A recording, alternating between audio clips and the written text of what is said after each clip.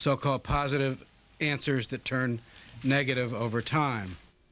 Welcome back to Hannity and Colmes. I'm the liberal, Sean Hannity. Saddam Hussein has agreed to let UN weapons inspectors back into Iraq, but can he be trusted to cooperate? Joining us here in New York, retired Colonel David Hackworth.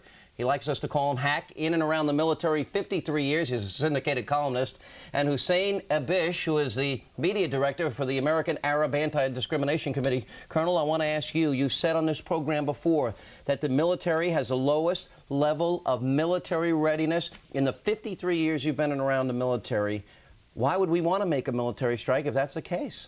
Well, we were going to try to do it with air and with missiles, and as I said, that would do damage, but it wouldn't be produce an end game. The irony of this whole thing is our military has gone to pot. We can't fill the quotas for regular enlistees now, so we're about to go to the draft. And what I find ironic, my dear friend, is a draft dodger has brought back the draft because it's the only way we're going to be able to keep our military filled up. Well, how do you square that away?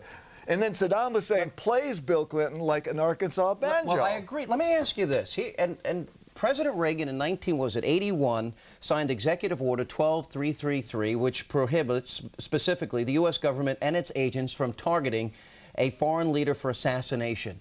Should we lift that, or should the United States, through the CIA, be involved in covert operations to assassinate Saddam Hussein for peace and stability in the region, peace and stability in the world, for the long-term prospects of peace? Should we do it, just create plausible deniability?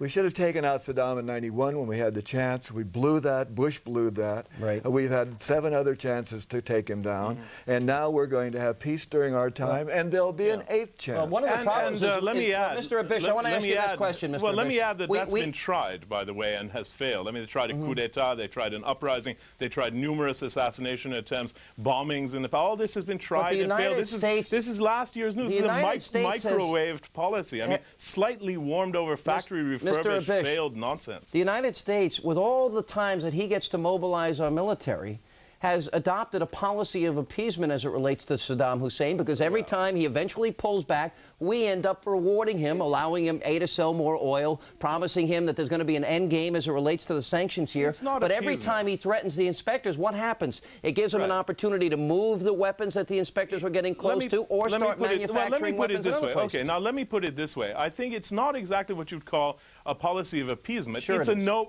It's not. It's a no policy. It's a policy that fails. It's a policy that always defeats itself. And that's the same policy that you've had essentially since 1990-91, which has been, and the policy has been, to try to engineer somehow or the other, by hook or by crook, the overthrow of Saddam Hussein without a full-scale invasion of Iraq. And it has never worked, and it is not going to work. And you are, wait, hang on. No, it is very unlikely to work. Well, if history is any guide, well, let me back in here for a second. Exactly. Let me just put it this way. The criticism of the Clinton administration policy, which asked for more of the same, is truly a pathetic criticism. Well, let's talk about the Iraqi Liberation Act. $97 million hack. Trent Lott sponsored this. They want a military effort to support the opposition. You got 70 different groups in the opposition there. There's no way you can unify the opposition. That's throwing $97 million away. Would you agree with that? That's a ridiculous way of going about this. Yeah, I think the only way you're going to take him out is apply enough force upon him. And that's why I say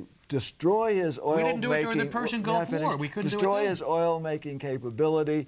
That will cause his thugs around him not to support him. And they're very unhappy with him now. And I think that would be the thing that would make him if we during the Persian Gulf War... Other than that, it's a full-scale... During the Persian Gulf War, with all these other countries amassed to support our effort, and we couldn't do it then, what makes you or anybody else think we could have done it then? We did it then. As a matter of fact, we didn't get rid of Saddam. We had 40 brigades on the ground. We had 2,000 airplanes. Now we have 200 airplanes. We have 1 brigade, and we can't do the job. We could have done it then, but Bush the point is there's no such thing. Mr. Ibish, please Look, there's no such thing as a coup d'etat arranged by bombing. I mean, there's no historical precedent for that at all. The history of bombing indicates that bombing brings societies together and props up unpopular governments. That's absolutely clear. You're not going to engineer this guy's downfall by dropping bombs on Iraq. Get real. And if we go in there and we do that, don't we create more fragmentation? No central government. Absolutely. Don't we have more of a problem. We don't know what we're going to be creating if we go in there and get rid of this government. What this is all about is lack of focus. We have a president that cannot focus on military operations. He doesn't follow the principles of war. If he went in now, you'd call it wag the dog if he went in now. You'd say he was wagging the dog. He has a military national security advisory group that are just off the air. I'm talking about Cohen, If he went in now, the week of impeachment, Berger. if the week of impeachment hearings, Clinton went in and did a bombing routine, wouldn't you say it was wag the dog? He was trying to get our attention. I would. He took the more courageous route by giving Saddam a chance to give peace a chance. Clinton needs to do is he needs to concentrate. You know why he should concentrate? He should focus. And you know, one thing that would make him focus would be to castrate him. Then he would be able to really concentrate on what's going on. Okay, all right, good. All right, hang on, Mr. Ibish. We're going to go to our phones. We got Bob is standing by in Virginia. How are you, Bob? Great. Just fine, Sean. Alan, how are y'all doing? Good, terrific. Glad you called, sir. Okay, I've got a statement here. With Saddam Hussein, we must first define what a bombable offense is. Since all tyrannical dictators do what Saddam has done, 60% of the people don't believe he's committed a bombable offense.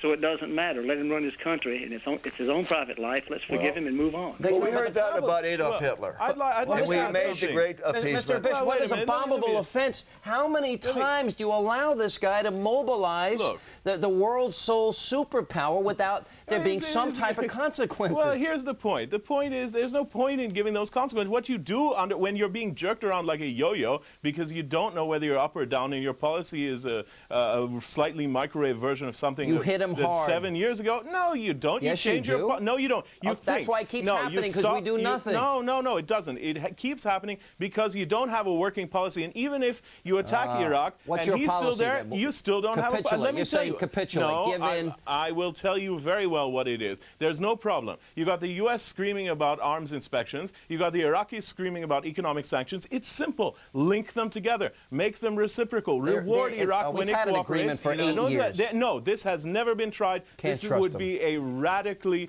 new policy, and it would address the concerns of everyone. What's wrong with that? Colonel Hackworth's final thoughts. You go in there, you bomb them, forget inspections, forget any accountability, forget an ability to have any kind of communication with Saddam Hussein. Isn't it better to give peace a chance?